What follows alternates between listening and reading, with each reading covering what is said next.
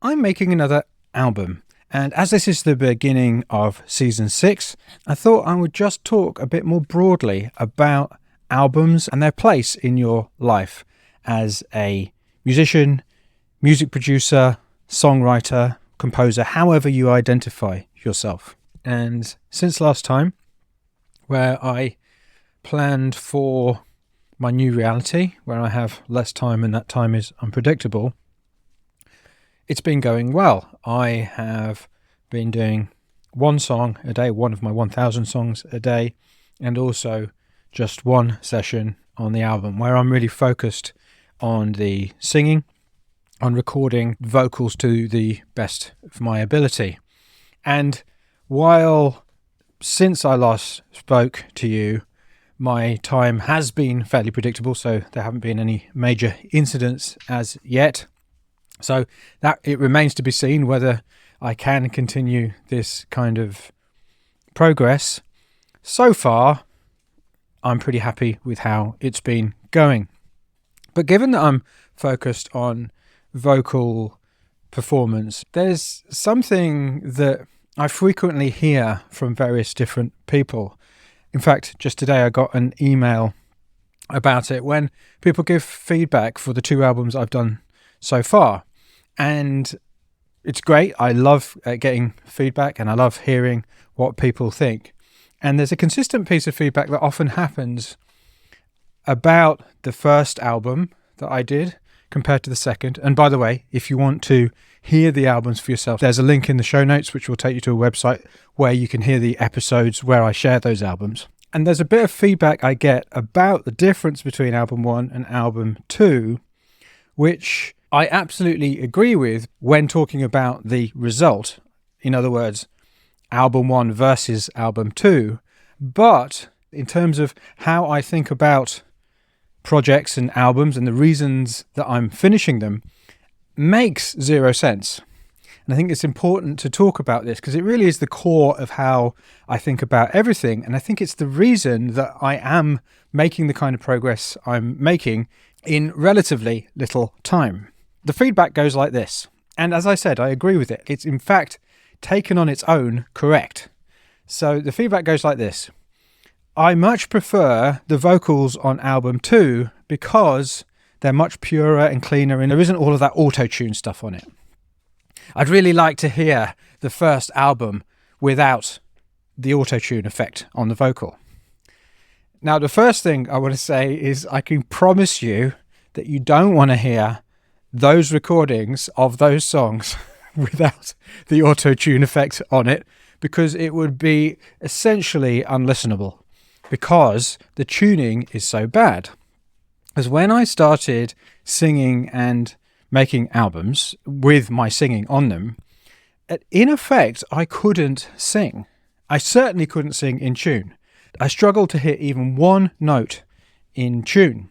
So in order to finish that first album, I decided, in fact, there's an episode about it somewhere, I decided to take the problem of tuning off the table because I had so many other things to focus on. I was trying to write songs for the first time, get lyrics right, record vocals, all of these different things I'd not done before. And bear in mind, the reason I did this was because I wanted to be a beginner. So I was a complete beginner at this. While I'd sung at school in choirs and I was a choral scholar at Oxford, that's a very different way of singing. And I hadn't sung in anger. I hadn't sung at all, not even in the shower, for probably over 10 years, maybe more like 15 years. So I was essentially a beginner at singing. I couldn't sing in tune. So in order to get that project done, I decided to take tuning off the table and use auto-tune. I actually decided to use auto-tune as an effect, so it sounded like auto-tune. So there's no question in anyone's mind that it sounds like auto-tune. I decided to do a kind of Daft Punk kind of thing on it. But the reasons that I did that was in order to finish that album.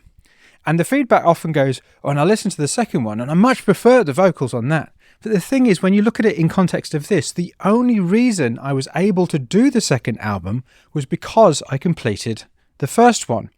If I'd have chosen not to use auto-tune on that album, I am almost sure, I mean, of course, I did choose to use auto-tune on the album, so I can't be 100% sure, but I am almost sure that I either wouldn't have finished it, would have got completely frustrated, or I'd still be working on it now, or at the very least, I wouldn't have completed another album because the process of making it would have been so painful, it would have taken so long, I would have got so tied up in knots that it would have taken me an enormously long amount of time. I might even have decided, actually, this singing thing isn't for me.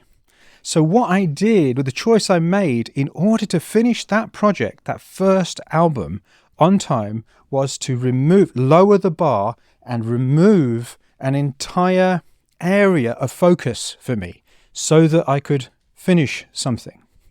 Finishing a project like that first album was a big win, auto-tune or not. So that gave me more momentum, more motivation. I felt accomplished. This is so important to understand. Finishing something feels great, no matter how many things about it you are happy with or unhappy with. You've done something that was a challenge. I had so many dragons to defeat in that first album that I decided to just not think about one, the tuning dragon, for that project. As a result, I finished that project. As a result, that allowed me to move to the next albums. Now, I know this is true because in the second album I worked on, I actually never finished. And do you know how much learning I got from that one? Nothing. All I know is that it isn't finished. I mean, I'm sure I made some progress while making that album, but the fact that I didn't finish it means that there aren't really any lessons to learn from it. Whereas the third album, which I did finish, I was able not to use auto-tune on that. But because I'd completed the first one with auto-tune, I could do the second without auto-tune. So in other words, while I actually agree, I prefer my vocal without auto-tune, given that I wouldn't have a vocal without auto-tune unless I'd completed the first one with auto-tune. It kind of doesn't make sense. It's kind of like saying, I'd prefer my vocal to be really brilliant. Well, of course you would. Of course I'd prefer my vocal to be really brilliant, but it isn't brilliant now. So how am I going to get to the point where it is brilliant? I'd prefer my vocal to be like Stevie Wonder. But given that it isn't like Stevie Wonder, is that going to stop me from finishing? No, because finishing is an absolutely integral part of the process which allows you to get better. So in other words, each album that you make, each project that you complete is another step towards becoming the person that you need to be in order for the music to be as good as you want it to be. So while on the surface it makes sense to say, I much prefer the second album's vocal than the first album's vocal, in a way it doesn't make any sense because there wouldn't be a second album vocal without the first album vocal. You see, this is the problem with viewing the result in absence of the process. Of course, an audience is going to simply hear the result.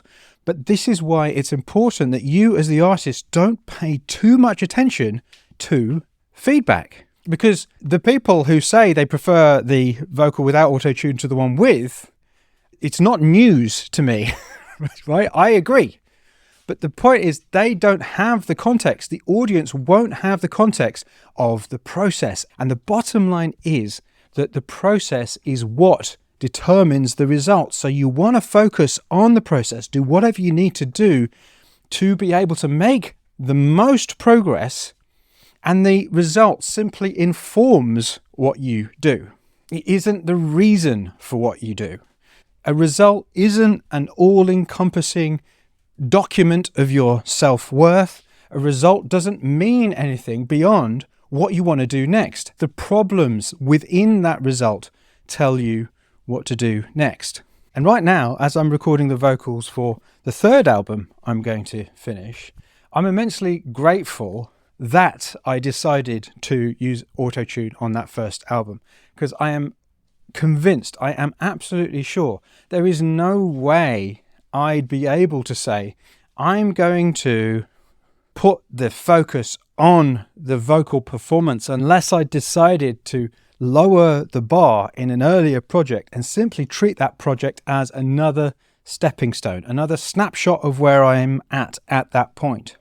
And if you're currently struggling to finish something because it's not up to the standard which you have in your mind, ask yourself the question, is it more important this particular project is the best possible thing I could make in the whole of my life? Or is it more important that I finish something now, that I finish something as I am now, so that I can take the next step and improve and progress? Because I can promise you that from my experience, treating each project as another set of experiments where you get a result and then you're able to review it and take the next steps, that is the way to the maximum progress, the most fun, and in the end, becoming the kind of musician, the kind of songwriter, the kind of composer, producer that you want to be. So with all that said, I'm going to stop talking about making an album and start making one.